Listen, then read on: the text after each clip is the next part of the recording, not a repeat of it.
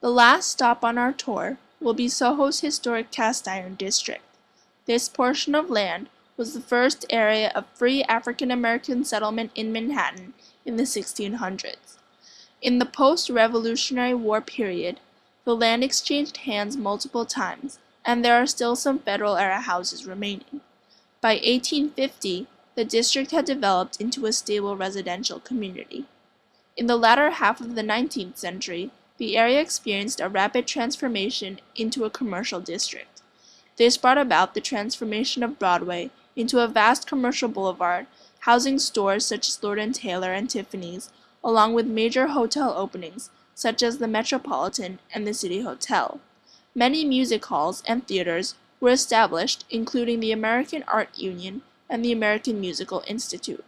Broadway, between Canal Street and Houston, became the entertainment center of the city. In addition, a notorious red light district had emerged along the streets to the east and west of Broadway, featuring brothels and gambling halls.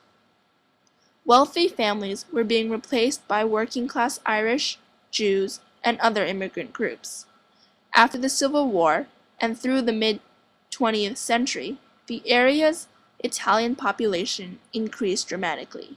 Crowded walk-up tenements were built on the side streets and were indicative of the area's decline.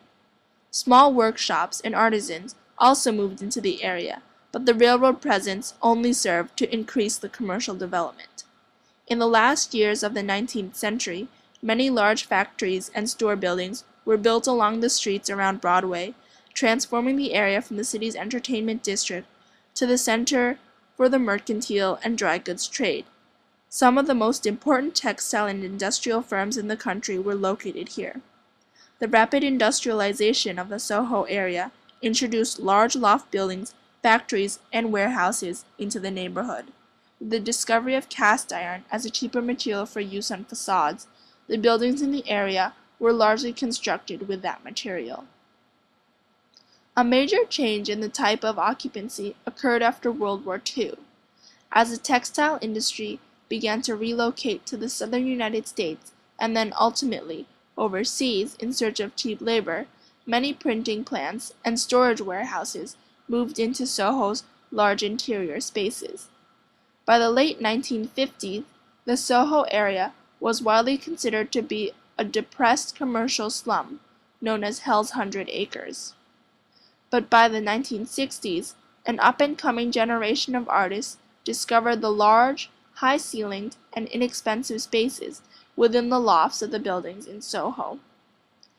Vacant warehouses and lofts were converted into studios and galleries. For a time, the SoHo area was one of the most important creative centers of contemporary art in the nation. By 1978, the area was rapidly becoming fashionable as a residential and commercial address, and artists were pushed out as the neighborhood gentrified. Today, the SoHo Cast Iron Historic District retains much of its early industrial history, even as it continues to evolve into one of New York City's most attractive and popular residential neighborhoods and shopping destinations.